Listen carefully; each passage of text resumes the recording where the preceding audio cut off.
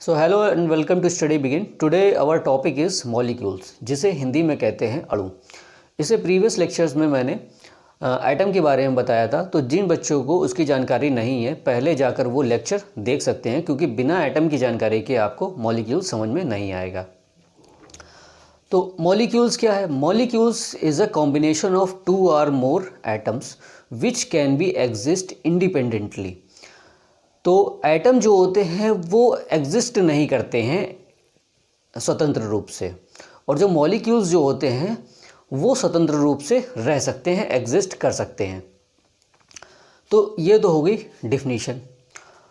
अब मॉलिक्यूल्स कितने टाइप्स के होते हैं? मॉलिक्यूल्स बेसिकली टू टाइप्स के होते हैं। तो पहले डिफिनीशन लिख देते हैं। मॉलिक्यूल्स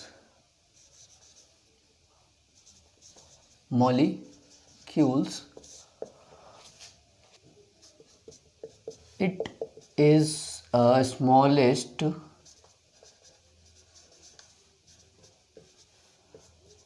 particles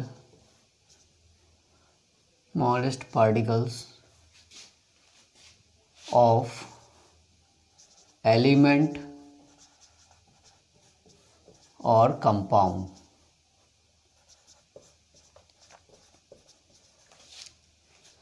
that can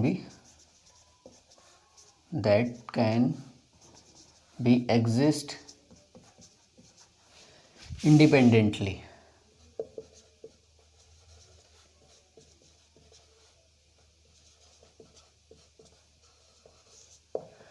तो मॉलिक्यूल्स क्या होते हैं? एलिमेंट्स या कंपाउंड्स के सबसे स्मॉलेस्ट पार्टिकल्स होते हैं जो कि इंडिपेंडेंटली एग्जिस्ट कर सकते हैं। इसको हम दूसरी लैंग्वेज में कह सकते हैं और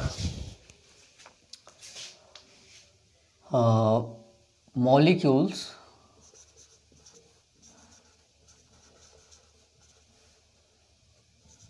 are the smallest molecule is the combination of molecules or the combination of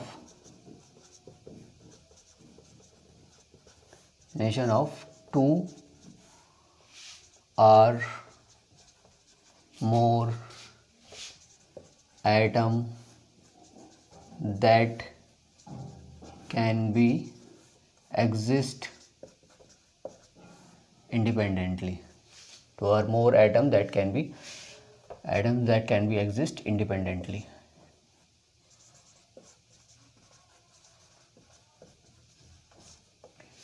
तो ये हो गई इसकी डिफिनीशन।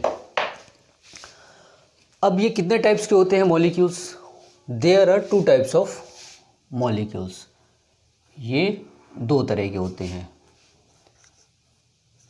मॉलिक्यूल्स।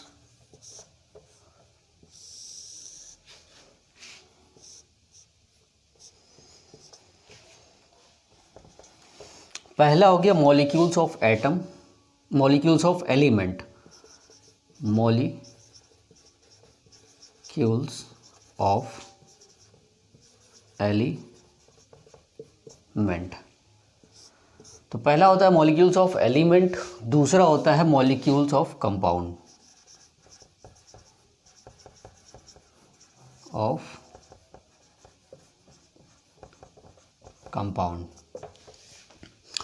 अब मॉलिक्यूल्स ऑफ एलिमेंट क्या होते हैं? मॉलिक्यूल्स ऑफ एलिमेंट ऐसे मॉलिक्यूल्स होते हैं जो सिंगल टाइप ऑफ एलिमेंट के एटम से मिलकर बने होते हैं। जैसे कि एग्जांपल से समझते हैं।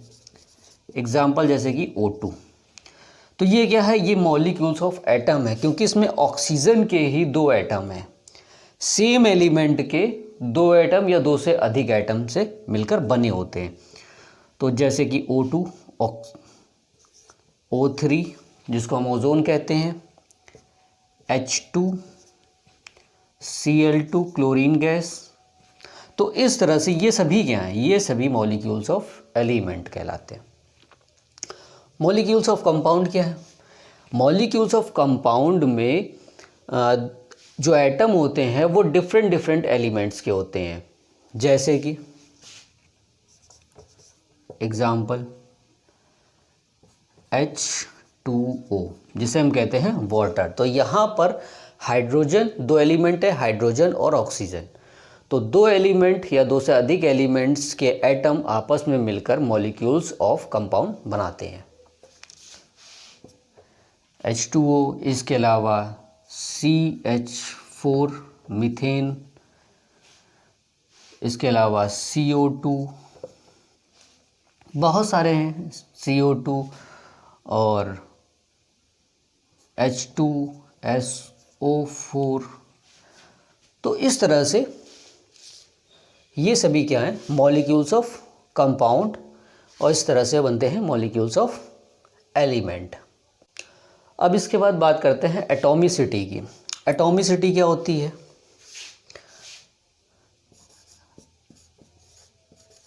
एटॉमिसिटी।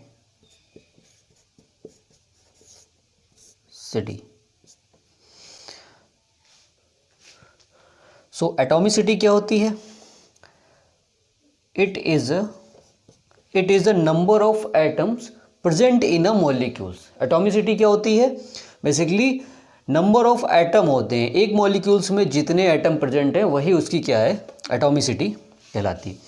तो it is number of atom present in one molecule. तो एक मॉलिक्यूल्स में जितने एटम्स प्रेजेंट होते हैं वही उसकी एटॉमिसिटी कहलाती है। जैसे कि ऑक्सीजन में कितने एटम है, 2 हैं, तो इसकी एटॉमिसिटी क्या होगी, 2 होगी। ओजोन में कितने एटम है, ऑक्सीजन के 3 एटम है, 3 एटम है, तो इसकी एटॉमिसिटी 3 होगी। हाइड्रोजन H2 में, इसमें हाइड्रोजन के 2 एटम है, इसकी एटॉमिसिटी 2 होगी। क्लोरीन में, इसमें क्लोरीन के 2 एटम्स हैं, तो इसकी एटॉमिसिटी 2 होगी। अब आते हैं मॉलिक्यूल्स ऑफ कंपाउंड में एटॉमिसिटी।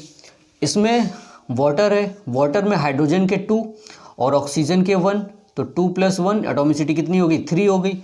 CH4 मीथेन, मीथेन में एक एटम्स कार्बन का और 4 एटम्स हाइड्रोजन के, ये कितने हो गए, 5 एटॉमिसिटी हो गई।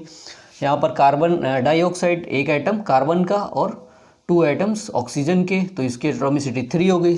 H2SO4, H2SO4 में 2 एटम हाइड्रोजन के, एक एटम S का और 4 एटम्स ऑक्सीजन के, तो टोटल कितने हो गए, 2 + 1 3 + 4 7, तो एटॉमिसिटी 7 हो गई। तो इस तरह से एटॉमिसिटी हम निकालते हैं। So it is a basically numbers of atom present in a molecules. अब इसके बाद आयन क्या होते हैं?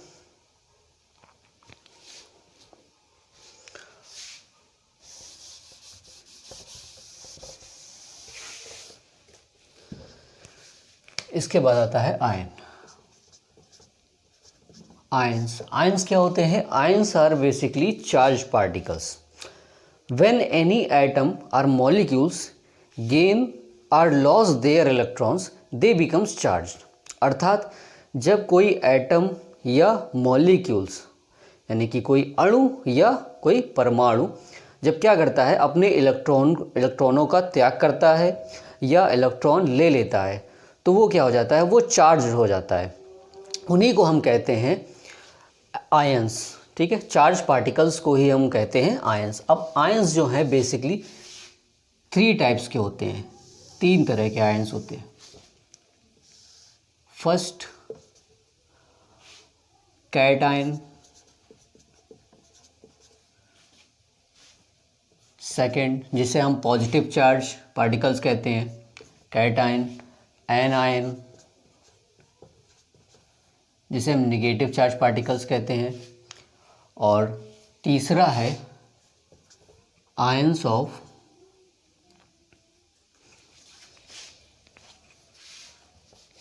या पॉली एटॉमिक आयंस, से हम कहते हैं पॉली एटॉमिक आयंस। ठीक, कैटायन क्या है? Cation basically positively charge particles होते हैं। अब पॉजिटिवली चार्ज पार्टिकल्स कैसे बनते हैं? तो जैसे कि सोडियम, सोडियम को लिखते हैं हम Na+। Na+ क्या कैसे बनता है? तो सोडियम की जो सोडियम का जो एटॉमिक नंबर होता है, ठीक है, एटॉमिक नंबर, तो एटॉमिक नंबर होता है इसका 11। अब इसका जब इलेक्ट्रॉनिक कन्फिग्रेशन लिखते हैं तो 2, 8 और 1, 2, 8, 10 और 1, 11, ये इसका एटॉमिक कन्फिग्रेशन होता है। अब इसके आउटर मोस्ट शेल में, इसके बाहरी शेल में 1 इलेक्ट्रॉन है। तो ये क्या करेगा, हर एटम्स को क्या करता, कोई भी एटम्स है उसके स्थायी होने के लिए, स्टेबल होने के लिए क्या होना चाहिए, उसका जो ऑक्टेव है वो फिल होना चाहिए। अब यहाँ पर स्थायित्व कैसे, ये स्थायित्व को कैसे गेन करेगा, तो ये जब इलेक्ट्रॉन जो इसके आउटर मोस्ट सेल में है, जब इसको ये त्याग कर देगा, इसको लॉस करेगा, तो इसको ये लॉस क्यों करेगा, ये सवाल उठता है। गेन क्यों नहीं कर रहा है? एक इलेक्ट्रॉन गेन कर सकता है, ठीक है। तो ऑक्टेव कंप्लीट करने के लिए एक इलेक्ट्रॉन नहीं, इसको कम से कम 7 इलेक्ट्रॉन चाहिए, और 7 इलेक्ट्रॉन लेने के लिए ज़्यादा एनर्जी चाहिए। तो इससे कम एनर्जी में क्या होगा, ये आसानी से ऑक्टेव कंप्लीट कर लेगा, इसलिए यहाँ पर ये 1 इलेक्ट्रॉन का लॉस कर देता है। तो जब एक इलेक्ट्रॉन निकल जाता है तो बेसिकली क्या होता है, एक पॉजिटिवली चार्ज पार्टिकल जिसे प्रोटॉन कहते हैं, एक प्रोटॉन बढ़ जाता है। कैसे? क्योंकि एटॉमिक नंबर क्या है, 11, तो इलेक्ट्रॉन कितने हैं, यहाँ पर इलेक्ट्रॉन कितने हैं, इलेक्ट्रॉन ये कितने हैं, 11। इसको इस तरह से बनाते हैं जैसे कि सोडियम, एक तरफ लिखते हैं Na, ये हो गया Na सोडियम, ठीक है, इसकी वैलेंसी है 11,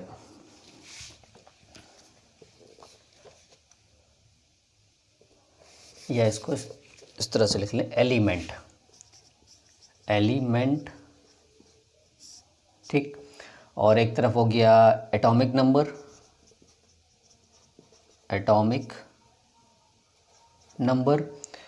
फिर लिखते हैं हम इलेक्ट्रॉन, नंबर ऑफ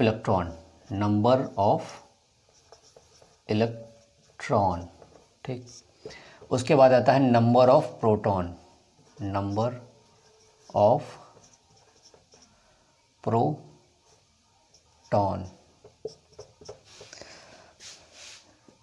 इसको हम डिवाइड कर देते हैं इस तरह से। एलिमेंट हमारा है सोडियम, Na। सोडियम का एटॉमिक नंबर क्या होगा, 11 होगा। एटॉमिक नंबर क्या होता है, नंबर ऑफ प्रोटॉनों की संख्या भी 11 होगी, जितने प्रोटॉन उतने ही इलेक्ट्रॉन, तो यहाँ पर भी 11 होगा। अब लिखते हैं हम Na+, पॉजिटिव, ठीक है, Na+। तो Na+ का एटॉमिक नंबर क्या होगा, एटॉमिक नंबर इसका भी 11 ही होगा। इसमें नंबर ऑफ प्रोटॉन क्या होंगे, नंबर ऑफ प्रोटॉन इसमें क्या होंगे, 11 ही होंगे। लेकिन नंबर ऑफ इलेक्ट्रॉन क्या होंगे, इसने 1 इलेक्ट्रॉन क्या किया, त्याग दिया, ठीक है, लॉस कर दिया। तो यहाँ पर जो नंबर ऑफ इलेक्ट्रॉन होंगे वो 10 हो जाएंगे। अब इलेक्ट्रॉनों की संख्या यहाँ घट गई, यहाँ पे इलेक्ट्रॉन 10 हो गए, प्रोटॉन 11 हो गए। तो प्रोटॉन एक बढ़ गया ना, जो पॉजिटिव पार्टिकल्स है वो एक ज़्यादा हो गया। पहले क्या था, पहले पॉजिटिव और ये निगेटिव और ये पॉजिटिव, दोनों क्या थे, इक्वल थे, तो दोनों न्यूट्रल थे। अब यहाँ पर क्या होगा, ये चार्ज हो जाएगा। क्यों? क्योंकि यहाँ पर एक पॉजिटिव पार्टिकल्स यानी कि जो प्रोटॉन है, एक प्रोटॉन बढ़ गया। तो ये Na+ क्या होता है, ये प्रोटॉन कितने बढ़े हुए हैं ये इसको शो करता है, ठीक है। तो इस तरह से पॉजिटिवली चार्ज पार्टिकल्स जो बढ़ जाता है, जिसे हम प्रोटॉन कहते हैं, उसी को हम प्लस से शो करते हैं। तो इसी तरह से Na हो गया। इसके अलावा Na के अलावा और Na के अलावा होता है कैल्शियम, होता है कैल्शियम का जो एटॉमिक नंबर होता है वो है 20। इसको हम यहाँ लिख लेते हैं कैल्शियम। कैल्शियम इसका जो एटॉमिक नंबर होता है वो है 20। तो इलेक्ट्रॉनिक कन्फिग्रेशन कैसे होगा इसका, 2 8 10 हो गया, और 2 8 8 फिर 18 और 2 10 + 18 + 2। तो इसके आउटर मोस्ट शेल में कितने इलेक्ट्रॉन हैं, यहाँ पर 2 इलेक्ट्रॉन है। तो इसलिए जो इसका जो चार्ज होता है वो 2+ होता है। जैसे एटॉमिक नंबर इसका 20 होगा, इलेक्ट्रॉनों की संख्या इसमें, नंबर ऑफ इलेक्ट्रॉन, जितना एटॉमिक नंबर उतना ही number of electron, number of proton भी सेम होंगे। लेकिन यहाँ पर 2 पॉजिटिव हो गया, एटॉमिक नंबर सेम, प्रोटॉनों की संख्या सेम होगी। अब यहाँ पर इसने 2+ हो गया, इसका मतलब इसने 2 इलेक्ट्रॉन क्या किए, लॉस कर दिए।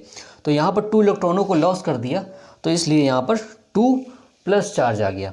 तो 2 लॉस कर दिए हैं, टोटल कितने थे 20, तो यहाँ पर इलेक्ट्रॉनों की संख्या क्या हो गई 80। अब ये 2+ क्या है, ये प्रोटॉनों की संख्या है, इतने प्रोटॉन बढ़ गए हैं। ठीक है, तो इस तरह से हम शो करते हैं।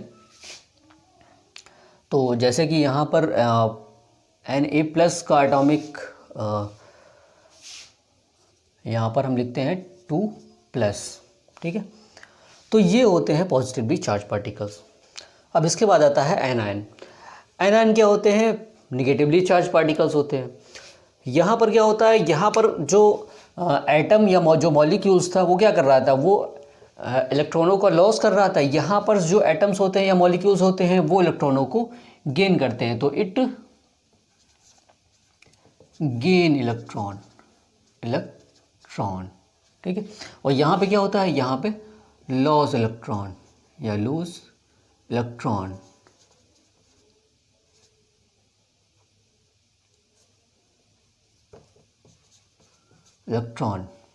तो इस तरह से यहाँ पर इलेक्ट्रॉनों का गेन होता है, इसलिए यहाँ पर निगेटिवली चार्ज पार्टिकल्स आता है।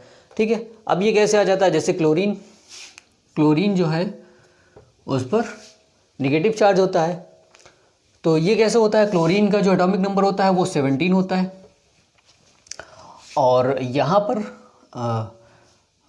17 को 8 लिख सकते हैं, और इसके बाद जो इसके आउटर मोस्ट शेल में होंगे वो 7 इलेक्ट्रॉन होंगे। तो इसका ऑक्टेव फिल करने के लिए क्या होगा, इसको 1 इलेक्ट्रॉन की नीड होगी, तो 1 इलेक्ट्रॉन क्या करेगा, ये क्लोरीन ले लेगा। तो इसलिए यहाँ पर 1 निगेटिव चार्ज होता है। इसके बाद क्लोरीन के अलावा आता है ब्रोमीन। ब्रोमीन में 1 निगेटिव चार्ज होता है। इसी तरह से ऑक्सीजन में 2- चार्ज होता है, और नाइट्रोजन में -3 चार्ज होता है। तो इस तरह से ये निगेटिवली चार्ज पार्टिकल्स होते हैं। अब ये किस तरह से निकलेंगे, यहाँ पर इलेक्ट्रॉनों की संख्या बढ़ जाएगी, सेम ऐसे ही होगा। जैसे यहाँ पर पॉजिटिवली चार्ज पार्टिकल्स बढ़ रहे थे, एक प्रोटॉन बढ़ रहा था, तो यहाँ पर पॉजिटिवली चार्ज हो गया था। यहाँ पे ये इलेक्ट्रॉन क्या कर रहा है, गेन इलेक्ट्रॉन, 1 इलेक्ट्रॉन ले रहा है, तो 1 इलेक्ट्रॉन अगर बढ़ रहा है तो 1 निगेटिव चार्ज होगा, अगर 2 इलेक्ट्रॉन ले रहा है 2 निगेटिव चार्ज होगा। ठीक है, जैसे कि 2 निगेटिव 2 माइनस चार्ज होगा, अगर 3 इलेक्ट्रॉन ले रहा है तो 3 निगेटिव चार्ज होंगे, 3-। ठीक है, इस तरह से होगा। इसके बाद आता है पॉलीएटॉमिक आयंस। पॉलीएटॉमिक आयंस क्या होते हैं, पॉलीएटॉमिक आयंस, यहाँ पे नाम सही लग रहा है। यहाँ पर क्या होते हैं, यहाँ पर एक से ज़्यादा एटम्स होते हैं। जब एक से ज़्यादा एटम्स मिलकर क्या बनाते हैं, मॉलिक्यूल्स बनाते हैं। और इन मॉलिक्यूल्स में से जब क्या होता है, कोई भी इलेक्ट्रॉन क्या करता है, निकल जाता है, या वो गेन कर लेते हैं, तो यहाँ पर ये पॉलीएटॉमिक आयंस बनाते हैं। बेसिकली पॉलीएटॉमिक आयंस में वो क्या करते हैं, इलेक्ट्रॉनों का लॉस कर देते हैं। जैसे कि एग्जाम्पल में कार्बोनेट O3 2-, सल्फेट SO4 2-, इसके अलावा नाइट्रेट NO3 -1 नेगेटिव चार्ज। ठीक है, तो इस तरह से यहाँ पर क्या है, यहाँ पर पॉली एटॉमिक आयंस है। ये यहाँ पर एक से अधिक एटम्स के एलिमेंट्स के एटम्स हैं, जैसे कार्बन और ऑक्सीजन, सल्फर और ऑक्सीजन, नाइट्रोजन और ऑक्सीजन, इसलिए इनको कहते हैं पॉली एटॉमिक आयंस। इसको कहते हैं कार्बोनेट। जैसे कि बहुत सारे फार्मूले होते हैं जिसके साथ, जैसे कि सोडियम के साथ जब कार्बोनेट जो पॉलीएटॉमिक आयंस है वो जुड़ता है तो क्या बनता है, -2 नेगेटिव चार्ज है। तो यहाँ पर यही इसका की वैलेंसी होगी 2, और सोडियम की पॉजिटिव चार्ज होता है 1, तो यहाँ पर इसकी वैलेंसी होगी 1। अब ये क्रॉस मल्टीप्लिकेशन के थ्रू क्या करते हैं, मॉलिक्यूल्स बनाते हैं। तो Na2CO3, इसको कहते हैं सोडियम कार्बोनेट। ठीक है, इसी तरह से बनता है जो सल्फेट है वो भी इसी तरह से कंबाइन होगा। ठीक है, तो हो जाएगा सोडियम सल्फेट। ठीक, तो इस तरह से ये पॉलीएटॉमिक आयंस होते हैं। तब इसके बाद पढ़ेंगे वैलेंसी के बारे में। वैलेंसी क्या होती है? Valency is a combining capacity of an element. Valency किसी भी एलिमेंट्स की कंबाइनिंग पावर होती है। जैसे कोई भी एलिमेंट का जो एटम होता है वो दूसरे एटम्स के साथ जुड़ने के लिए क्या करता है, या तो इलेक्ट्रॉनों का लॉस करता है या इलेक्ट्रॉनों को गेन करता है। तो यहाँ पर वो जितने इलेक्ट्रॉन लॉस करता है या जितने इलेक्ट्रॉन गेन कर लेता है वही उसकी वैलेंसी होती है। जैसे कि हम स्टार्ट करते हैं हाइड्रोजन से। हाइड्रोजन, इसका एटॉमिक नंबर होता है 1, और इसके अलावा वैलेंसी क्या होती है, उसके आउटर मोस्ट शेल में जितने इलेक्ट्रॉन प्रेजेंट होते हैं। इलेक्ट्रॉनिक कन्फिग्रेशन जब हम लिखते हैं तो आउटर मोस्ट शेल में जितने भी इलेक्ट्रॉन आते हैं वही उसकी वैलेंसी होती है।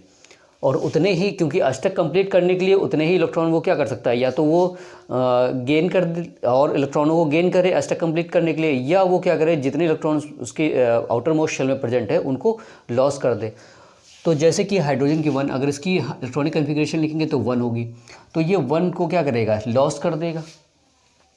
तो यहाँ पर इसका इस तरह से ये हाइड्रोजन जो होता है वो पॉजिटिवली चार्ज पार्टिकल्स हो जाता है। ठीक है, H+ हम लिखते हैं जब ये 1 जो इलेक्ट्रॉन है इसके आउटर मोस्ट शेल में, उसको भी ये क्या कर देता है, लॉस कर देता है। इसके अलावा हीलियम की एटॉमिक नंबर होता है हीलियम का 2, और इसका कन्फिग्रेशन लिखेंगे तो 2 आएगा। अब इसका जो ऑक्टेव है देखो वो क्या है, फिल है, यानी कि 2 किस क्रम में होना चाहिए, 2, 8, 8, 18, 18, 32, 32। ठीक है, तो या तो 2 हो या 8 हो या 18 हो या 32 हो, तो उसके जो शेल हैं वो फिल होते हैं। तो यहाँ पे 2 है तो इसका ऑक्टेव, जिसका जो शेल है इसमें कंप्लीट इलेक्ट्रॉन है, तो ये ना ही इलेक्ट्रॉनों का लॉस करेगा और ना ही ये इलेक्ट्रॉनों को गेन करेगा। तो इसलिए ये क्या है, ये नोबल गैस में आता है, ये अक्रिय गैसों में आता है। ठीक है, इसको हम नोबल गैस में रखते हैं, नोबल गैस, इसलिए ये नोबल गैस है। इसके बाद आता है लिथियम। लिथियम का एटॉमिक नंबर 3 होता है, तो इलेक्ट्रॉनिक कन्फिग्रेशन 2, 1। इसके आउटर मोस्ट शेल में 1 इलेक्ट्रॉन है, तो ये 1 इलेक्ट्रॉनों को क्या करेगा, लॉस कर देगा। तो इसकी जो वैलेंसी हो गई V, यहाँ पे लिख लो V,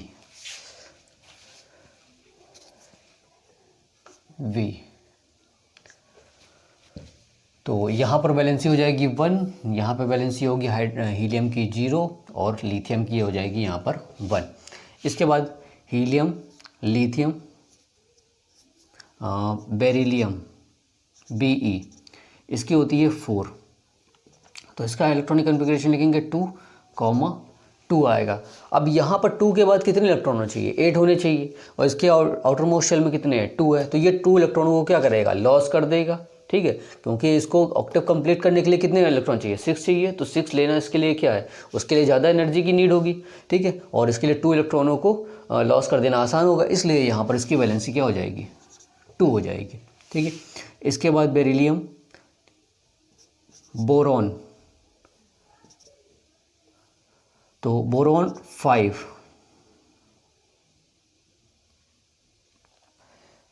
इसमें 2 और 3, तो यहाँ पर इसकी वैलेंसी क्या होगी, बोरॉन की 3 होगी। इसी तरह से कार्बन, कार्बन 6, कन्फिग्रेशन होगा इसका 2,4, तो इस तरह से ये टेट्रा वैलेंस होता है। कार्बन टेट्रा वैलेंस होता है तो ये क्या करता है, ये कोवैलेंट बॉन्ड बनाता है, ठीक है। बॉन्ड बेसिकली कितने टाइप्स के होते हैं, 2 बेस मेन टाइप्स के होते हैं और एक तीसरा बॉन्ड होता है हाइड्रोजन बॉन्ड, ठीक है। तो हम यहाँ पर सिर्फ 2 ही बॉन्ड्स के बारे में पढ़ते हैं, एक इलेक्ट्रोवैलेंट बॉन्ड, ठीक है, जिसे आयनिक बॉन्ड कहते हैं या हिंदी में आयनिक बंध कहते हैं, और दूसरा होता है कोवैलेंट बॉन्ड जिसे सहसंयोजी बंध कहते हैं हिंदी में। तो यहाँ पर कार्बन जो है वो कोवैलेंट बॉन्ड बनाता है, अर्थात सहसंयोजी बंध बनाता है, ठीक है।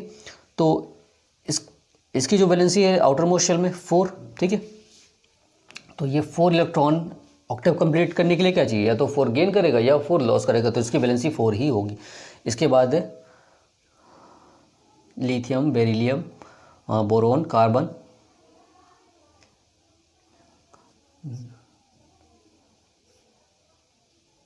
नाइट्रोजन, इसके बाद आएगा नाइट्रोजन 7, अब यहाँ पर होगा 2 और 5, तो नाइट्रोजन को ऑक्टेव कंप्लीट करने के लिए कितने चाहिए, 3 इलेक्ट्रॉन चाहिए, तो इसकी वैलेंसी होगी 3, ठीक।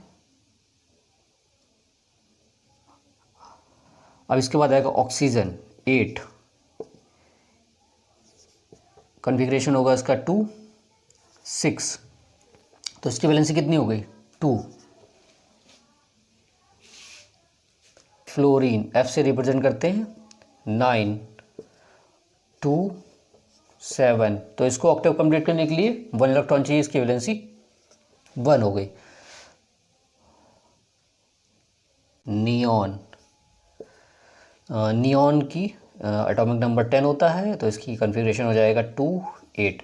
अब देखो इसका जो आउटर मोस्ट शेल है वो फिल है, ठीक है, तो इसको हम नोबल गैस में रखते हैं या क्री गैस, हिंदी में कहते हैं क्री गैस। ना ही ये इलेक्ट्रॉन क्या करेगा, देगा, ना ही ये इलेक्ट्रॉन लेगा, क्योंकि इसका ऑक्टेव जो है वो फिल है, तो इसको हम नोबल गैस में रखते हैं, NO, ठीक है, नोबल गैस। ये गलत हो गया,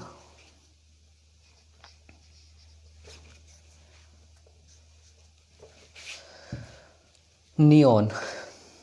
इसके बाद आएगा सोडियम Na, इसका एटॉमिक नंबर 11, कॉन्फ़िगरेशन 2, 8 और 1, तो इसकी जो आउटर मोस्ट शेल में 1 इलेक्ट्रॉन है, तो इस तरह से इसकी वैलेंसी हो जाएगी यहाँ पर 1, ठीक है।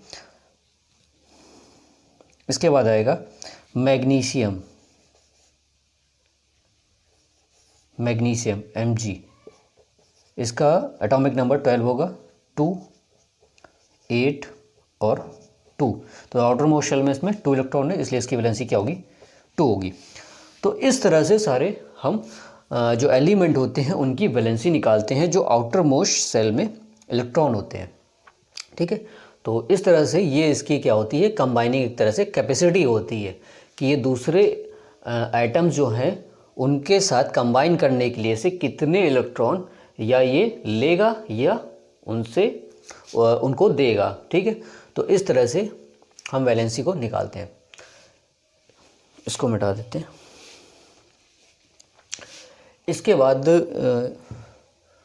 साइड में कर लेते हैं, यहाँ पर किस तरह से कंपाउंड बनते हैं, ठीक है। फॉर्मेशन ऑफ कंपाउंड,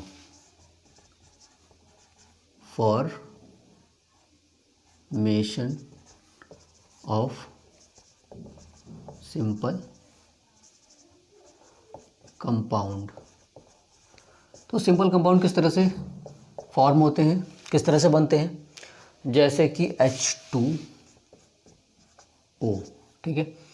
H2O कैसे बना, हाइड्रोजन और ऑक्सीजन दोनों की वैलेंसी कितनी होती है? हाइड्रोजन की 1, ऑक्सीजन की कितनी है? 2। अब इसका हो जाता है क्रॉस मल्टीप्लिकेशन, ठीक है। जो ऑक्सीजन की वैलेंसी है वो हाइड्रोजन पे चली जाती है, जो हाइड्रोजन की वैलेंसी है वो ऑक्सीजन पे चली जाती है। तो इस तरह से ये फॉर्म होता है हाइड्रोजन, वाटर, ठीक है, H2O। Carbon dioxide CO2, carbon की वैलेंसी C होगा इसमें और O होगा। कार्बन की वैलेंसी, कार्बन क्या है? टेट्रा वैलेंस है, 4 होती है। ऑक्सीजन की वैलेंसी 2। ये इस तरह से कंबाइन होंगे, क्रॉस मल्टीप्लिकेशन होगा। तो यहाँ पर जो कार्बन पर कितना हो जाएगा? 2, ठीक है, और ऑक्सीजन पर 4। तो देखो ये 2 है, ये 4 है। अगर हम 2 से क्या कर दें? डिवाइड कर दें, ठीक है, तो ये दोनों ही 2 से डिवाइड हो जाएंगे। तो यहाँ पर 2, 1 बचेगा और ये हो जाएगा 2। तो इस तरह से यहाँ पर, या इसको हम कह लो, इसका जो रेशियो है वो इसको हम सिंप्लीफाई कर लेते हैं। यहाँ पर 2 इससे डिवाइड होगा ये, तो यहाँ पर 1 हो जाएगा। ये 2 से डिवाइड होगा तो यहाँ पर 2 हो जाएगा। तो इस तरह से जो रेशियो होता है, ठीक है, कार्बन और ऑक्सीजन का, वो इस तरह से होगा 2:1। तो 2 जो है ऑक्सीजन एटम हो जाएंगे और 1 जो है कार्बन एटम हो जाएगा, जिससे मिलकर कार्बन डाइऑक्साइड बनेगा, ठीक है। और ये हो गया वाटर। इसके बाद कार्बन डाइऑक्साइड, वाटर और NaCl।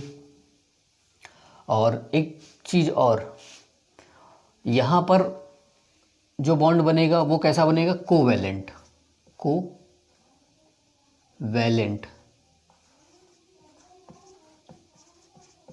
बॉन्ड, क्योंकि जो कार्बन होता है बेसिकली वो शेयर करता है, ठीक है, इलेक्ट्रॉनों का वो शेयर करता है, ठीक है। और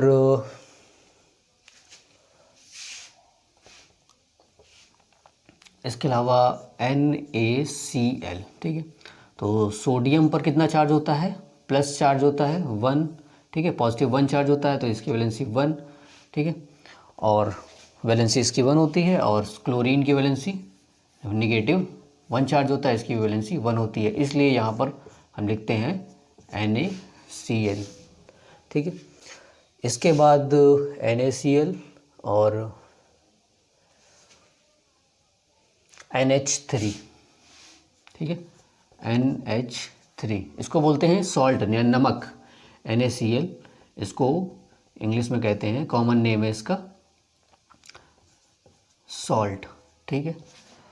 और IUPAC जो नेम है वो है सोडियम क्लोराइड, ठीक है, और कॉमन नेम सॉल्ट, या हिंदी में कहते हैं हम नमक। NH3 ये क्या है? ये अमोनिया, ठीक है, अमोनिया, अमोनिया नाइट्रोजन और हाइड्रोजन वैसे ही होगा। नाइट्रोजन की वैलेंसी कितनी है? 3 वैलेंसी है, 3 होगा यहाँ पर। हाइड्रोजन की वैलेंसी 1 है, ये दोनों आपस में ट्रांसफ़र हो जाएंगे। इस तरह से NH3 यहाँ पर सिंपल कंपाउंड बनेगा, ठीक है। तो इस तरह से कुछ सिंपल कंपाउंड का फॉर्मेशन होता है, जिसमें कुछ कोवैलेंट बॉन्ड होते हैं। कार्बन क्या करता है? कोवैलेंट बॉन्ड बनाता है।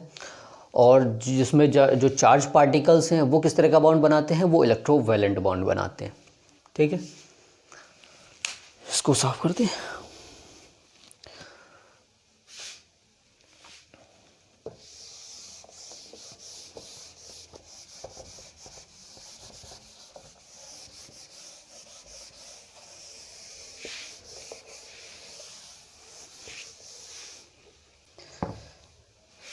अब इसके बाद हम पढ़ेंगे मोल कॉन्सेप्ट के बारे में। मोल कॉन्सेप्ट क्या है? मोल कॉन्सेप्ट, तो मोल कॉन्सेप्ट किसने दिया था? ये एक इटालियन साइंटिस्ट थे, आवोगाद्रो।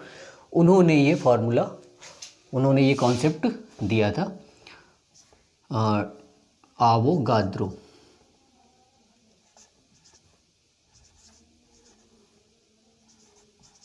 ठीक है।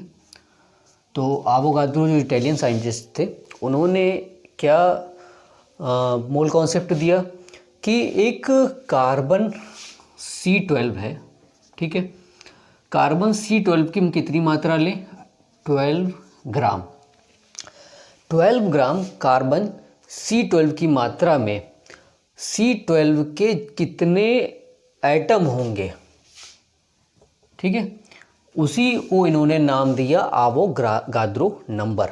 यानी कि C12 की मात्रा पे इन्होंने एक्सपेरिमेंट के थ्रू निकाला कि कार्बन जो 12 है उसके 12 ग्राम अमाउंट में, 12 ग्राम अमाउंट में कार्बन के कितने एटम होंगे। तो एक्सपेरिमेंट के थ्रू क्या निकला कि उसमें कितने एटम थे, 6.022 इंटू 10⁻23 पार्टिकल्स हम लिखते हैं, पार्टिकल्स, ठीक है। तो 12 ग्राम कार्बन परमाणु में कार्बन के कितने एटम्स निकले, कितने पार्टिकल्स निकले, 6.022 इंटू 10⁻23 पार्टिकल्स निकले। इसी को उन्होंने नाम दिया आवोगाद्रो नंबर, और इसे हम रिप्रेजेंट करते हैं Na से, ठीक है। आवोगाद्रो नंबर, इसको हम रिप्रेजेंट करते हैं Na से। Na is equal to 6.022 into 10⁻23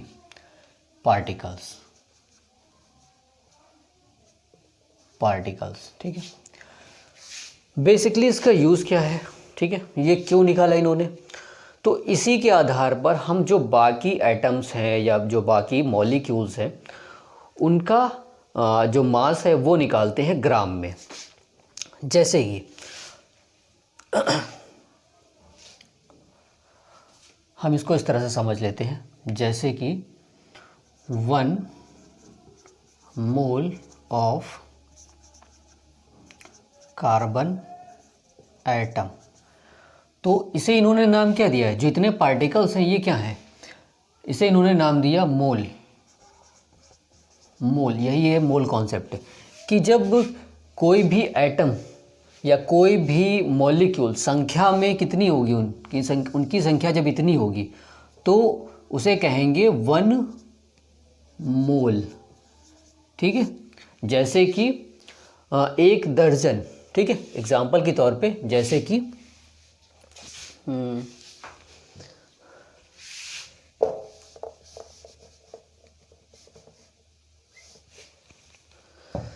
example 1 दर्जन, 1 दर्जन में कितने कोई भी आइटम होते हैं, 12 आइटम होते हैं, 12 आइटम, ठीक है। यहाँ पर आइटम मतलब कोई भी वस्तु, ठीक है। और इसी तरह से इन्होंने इसको नाम दिया मोल, ठीक है, 1 मोल इन्होंने नाम दिया। तो 1 मोल में कितने हो जाएंगे, अगर किसी के आगे जैसे अगर 1 दर्जन केले हम कहेंगे तो कितने केले, 12 केले, ठीक है। अगर हम बात करें 1 मोल केले, ठीक है, तो इसका मतलब कितने केले कि 6.022 इंटू 10⁻23, ठीक है। तो किसी के आगे 1 मोल लग गया तो उसका मतलब इतने पार्टिकल्स, ठीक है, या इतने वो आइटम है, ठीक है, आइटम है या पार्टिकल्स है या केले, कुछ भी मान लो, कोई भी आइटम, तो इसको हम लिखते हैं पार्टिकल्स, ठीक है। पार्टिकल्स इन्होंने यहाँ पर, हम बेसिकली किसके बारे में पढ़ रहे हैं, पार्टिकल्स, एटम्स और मॉलिक्यूल्स के बारे में, इसलिए हम यहाँ पर पार्टिकल्स लिखेंगे। तो इसी तरह से यहाँ पर 1 दर्जन जैसे 12 आइटम होते हैं, ये इतने आइटम हो जाएंगे 6.022, तो ये बहुत बड़ा नंबर है, ठीक है। तो इस तरह से इन्होंने इसे नाम दिया मोल, ठीक है, 1 मोल। जब संख्या कितनी होगी 6.022 इंटू 10⁻23 होगी तो उसे कहेंगे 1 मोल, ठीक है। तो यहीं से ये मोल कॉन्सेप्ट नाम दिया गया। अब यहाँ पर 1 मोल ऑफ कार्बन, ठीक है, 1 मोल ऑफ कार्बन का मास क्या होगा, ठीक है, इसका ग्राम एटॉमिक मास क्या होता है कार्बन का जो ग्राम एटॉमिक मास होता है C का, वो होता है 12 यूनिफाइड, ठीक है, यूनिफाइड लिखते हैं हम, या AMU पहले लिखते थे, अब उसको UPSC में चेंज करके हम यूनिफाइड लिखते हैं, ठीक है, रिसेंटली। तो 1 mole of carbon atoms, carbon का एटॉमिक मास क्या होता है 12 यूनिफाइड मास होता है, ठीक है, 12 यूनिफाइड मास। और जब हम 1 मोल ऑफ कार्बन एटम लेते हैं, यानी कि कार्बन के कितने एटम, 22 इंटू 10⁻23 जब एटम्स लेंगे तो इसका जो मास होता है वो चेंज होकर क्या हो जाता है, 12 ग्राम हो जाता है। 12 ग्राम ऑफ कार्बन एटम, ठीक है। तो इस तरह से, और इसमें कार्बन के कितने एटम है, 1 मोल का मतलब 6.022 इंटू 10⁻23 एटम ऑफ कार्बन, ठीक है। तो इसका मतलब क्या है, 1 मोल कार्बन एटम का मतलब है इतने कार्बन के एटम है, ठीक है। 6.022 इंटू 10⁻23 एटम है, और इतने कार्बन के एटम मिलकर कितना कार्बन हो गया, 12 ग्राम ऑफ कार्बन हो गया, ठीक है। और कार्बन का अगर एटॉमिक मास पूछेगा तो ये क्या होगा, ये 12 यूनिफाइड होगा, और ये क्या है 12 ग्राम, इसको हम कहते हैं मोलर मास, इसको हम कहते हैं मोलर मास, ठीक है। तो इस तरह से ये मोल कॉन्सेप्ट बनता है। अब इसी तरह से हम और ले लेते हैं, यहाँ पर 1 मोल ऑफ कार्बन एटम लिया, हम मॉलिक्यूल्स ले लेते हैं कोई, ठीक है। तो 1 मोल ऑफ, हम लेते हैं ऑक्सीजन का मॉलिक्यूल ले लेते हैं, ठीक है, O2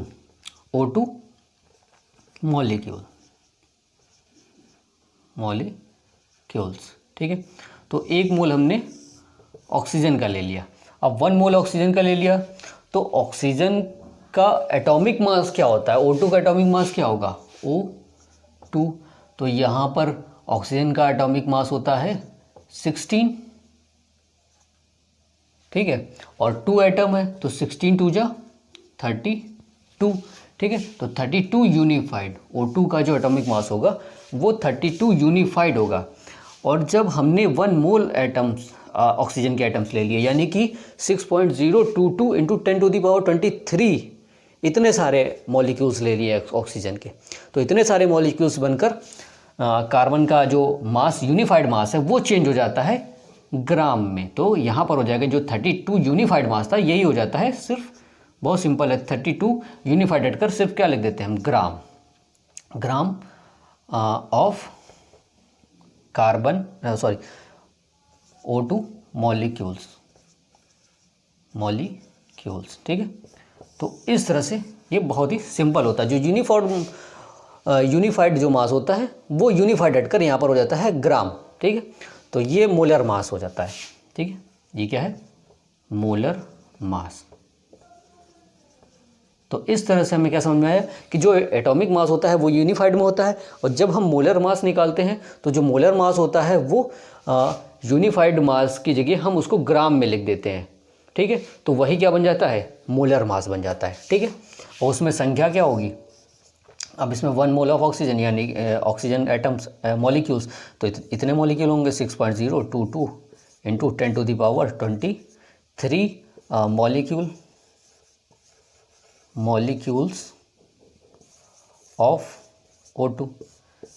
तो इस तरह से हम सभी एटम्स, मॉलिक्यूल्स का यहाँ पर मास निकालते हैं, जिसे हम कहते हैं मोलर मास, ठीक है। तो ग्राम में जैसे कि मास निकाल, अब इसी तरह से हम वाटर का निकाल सकते हैं, जैसे कि इसके बाद 1 मोल वाटर ले लो, 1 मोल ऑफ वाटर यानी कि H2O molecules, H2O molecules, water के हमने 1 मोल्स H2O ले लिया। अब वाटर का यहाँ पर यानी कि H2O का एटॉमिक मास क्या होगा, H2O, तो हाइड्रोजन के 2, तो 1 इंटू 2, और प्लस करेंगे ऑक्सीजन का जो एटॉमिक मास होता है वो 16 होता है, 16 यानी कि 2 + 16 = 18 यूनिफाइड। तो यहाँ पर 1 मोल, यहाँ पर वाटर का जो एटॉमिक मास होता है वो होता है 18 यूनिफाइड, और हमने 1 मोल वाटर ले लिया, ठीक है, 1 मोल मॉलिक्यूल्स ले लिए वाटर के, तो यहाँ पर वाटर कितना हो गया, 18 यूनिफाइड था, ये हो जाएगा 18 ग्राम, ठीक है, 18 ये चेंज हो जाएगा, यूनिफाइड चेंज हो जाएगा ग्राम में। और इसी तरह से वाटर के यहाँ पर कितने मॉलिक्यूल्स होंगे, 6.022 इंटू 10⁻23 मॉलिक्यूल्स होंगे। तो इसी तरह से सब में होता है, हम इसी तरह से हम मॉलिक्यूलर वेट जो है वो निकालते हैं।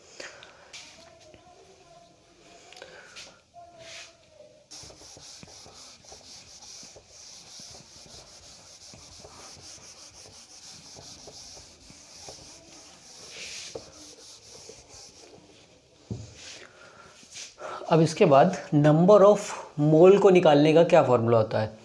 तो नंबर ऑफ मोल को निकालने के दो फार्मूले हैं। पहला number of mole, number of मोल को हम स्मॉल n से रिप्रेजेंट करते हैं,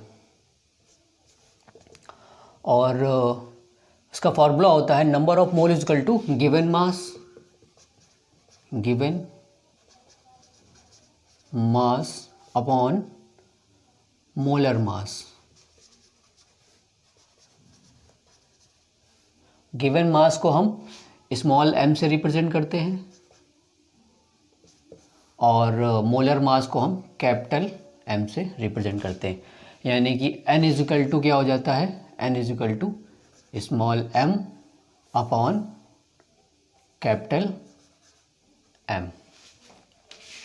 इस तरह से दूसरा फॉर्मूला होता है number of mole is equal to number of particles, number of particles कोई भी हो सकते हैं, एटम, मॉलिक्यूल्स, ठीक है, एटम कॉमा मॉलिक्यूल्स और कोई भी पार्टिकल्स तरह से हो सकते हैं, ठीक है। उसके अलावा यहाँ पर आवोगाद्रो नंबर, ठीक है, आवोगाद्रो नंबर। तो आवोगाद्रो नंबर क्या होता है, 6.022 इंटू 10⁻23। तो इस तरह से इसको हम नंबर ऑफ पार्टिकल्स को कैपिटल N से रिप्रेजेंट करते हैं। तो इसका फॉर्मूला हो जाता है N is equal to capital N upon NA, ठीक है। आवोगाद्रो नंबर को NA से रिप्रेजेंट करते हैं। तो ये इसके दो फार्मूले होते हैं। अब इसके अलावा NCERT में कुछ क्वेश्चन दिए हुए हैं। Calculate the molar mass of the following substances ethyne C2H2। तो यहाँ पर क्वेश्चन दिया हुआ है इथाइन का मोलर मास निकालना है, ठीक है। Calculate molar mass. तो मोलर मास इथाइन C2H2 ये इसका फार्मूला होता है। अब इसका एटॉमिक मास क्या होगा, ठीक है, एटॉमिक यानी कि मॉलिक्यूलर मास क्या होगा, ये मॉलिक्यूल है ना, तो मॉलिक्यूलर मास क्या होगा, molecular mass is equal to carbon का मॉलिक्यूलर मास क्या होता है, 12 होता है, और कार्बन के 2 एटम है तो 2 इंटू 12। हाइड्रोजन का मॉलिक्यूलर मास 1 होता है, हाइड्रोजन के 2 एटम है तो 2 इंटू 1। तो इसका मॉलिक्यूलर मास हो गया 12 2 जा 24 plus 2 is equal to 26 unified. अब ये तो यूनिफाइड हो गया। क्या कह रहा है, मोलर मास। मोलर मास का मतलब क्या हुआ, मास ऑफ 1 मोल, ठीक है। तो मास ऑफ मोलर मास निकाल लेंगे, mass of 1 mole of C2H2, ठीक है। तो मोलर मास क्या होता है, एक मोल का मास, कोई भी एटम है, कोई भी मॉलिक्यूल्स है, उसके एक मोल का मास, ठीक है, 1 मोल का मास।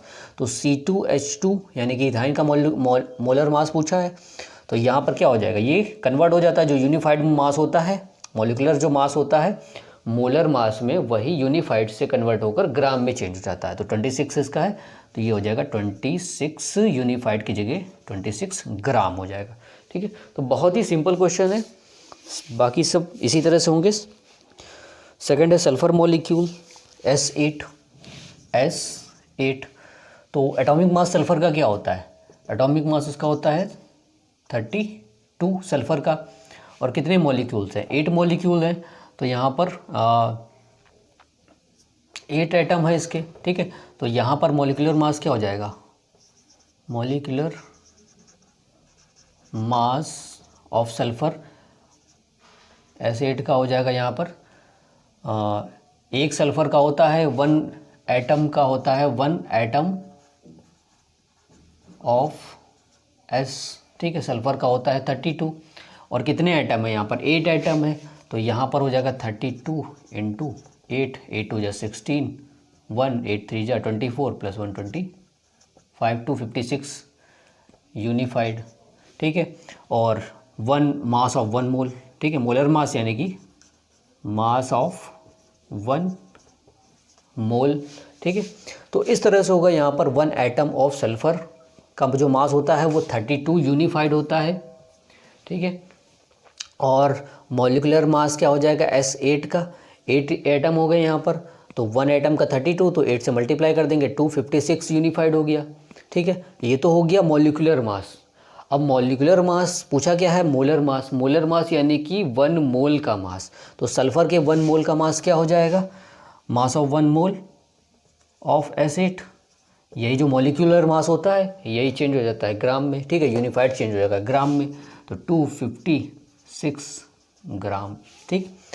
तो सेम ऐसे ही होगा यहाँ पर।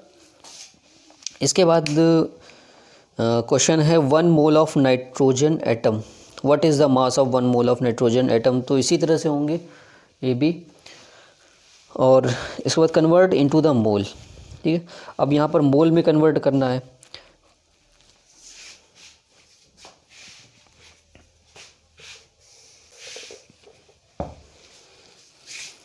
तो ये NCERT का क्वेश्चन नंबर 8 है, कन्वर्ट इनटू मोल, ठीक है। तो मोल में कन्वर्ट करना है। तो पहला क्वेश्चन है 12 gram of oxygen gas. First है 12 ग्राम ऑफ ऑक्सीजन गैस। तो 12 ग्राम ऑक्सीजन गैस में कितने मोल होंगे, इसका कहने का मतलब ये है, यहाँ पर मोल में कन्वर्ट करना है इसको। तो ऑक्सीजन गैस है यानी कि O2 मॉलिक्यूल्स के फॉर्म में होगी। अब O2 में O2 का मॉलिक्यूलर मास क्या होगा, ऑक्सीजन का क्या होता है, एक एटम का मॉलिक्यूलर मास होता है 16 और यहाँ पे 2 एटम है। तो 2 इंटू 16 यानी कि 32 यूनिफाइड होगा, ठीक है। और इसके 1 मोल का मास क्या हो जाएगा, मास ऑफ 1 मोल।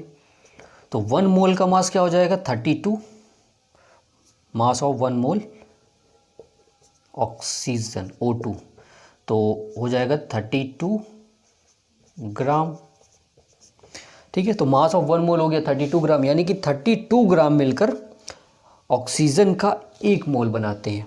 अब यहाँ पर क्या है, यहाँ पर है 12 ग्राम, ठीक है। यहाँ और 32 मिलकर कितना मोल बनाते हैं, 1 मोल बनाते हैं। तो हमें क्या निकालना, मोलों की संख्या निकालनी है, ठीक है। फॉर्मूले को हम अप्लाई कर सकते हैं, ठीक है। जैसे कि यहाँ पर दिया गया है मोलर मास, ठीक है।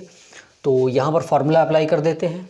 Number of mole N is equal to क्या होता है, N इजिकल टू होता है mass M upon capital M। तो गिवन मास कितना है 12 ग्राम, ठीक। फॉर्मूला होता है N upon N is equal to small m यानी कि given mass upon molar mass. तो गिवन मास कितना है 12 ग्राम और मोलर मास क्या आया 32 ग्राम। डिवाइड कर दो 12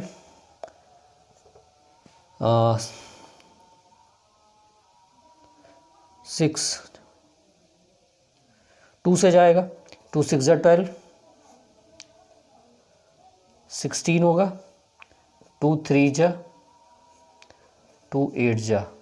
तो इस तरह से यहाँ से 8 बचेगा, 8 से हम 3 में डिवाइड कर देंगे, 8 और 3 डिवाइड करेंगे 0.3 जा 24 और 6 0 7 जा 50 6 4। तो इस तरह से पॉइंट में आंसर आएगा यहाँ पर 0.37 मोल। इस तरह से निकलेगा यहाँ पर नंबर ऑफ मोलों की संख्या, ये हमारा आंसर होगा। ठीक है, फिर इसको समझ लेते हैं। ये गिवन मास है, ठीक है। इसका मोलर मास ऑफ 1 मोल निकाल लेंगे 32 ग्राम। फॉर्मूला लगा देंगे n = small m upon capital M, ठीक है। गिवन मास अपॉन मोलर मास 32 डिवाइड कर देंगे। सिंप्लीफाई किया हमने, 3 और 8 आ गया। अब 8 से 3 में डिवाइड कर देंगे तो 0.37 मोल आ गई। ये मोलों की संख्या आ गई। इसी तरह से और क्वेश्चन है।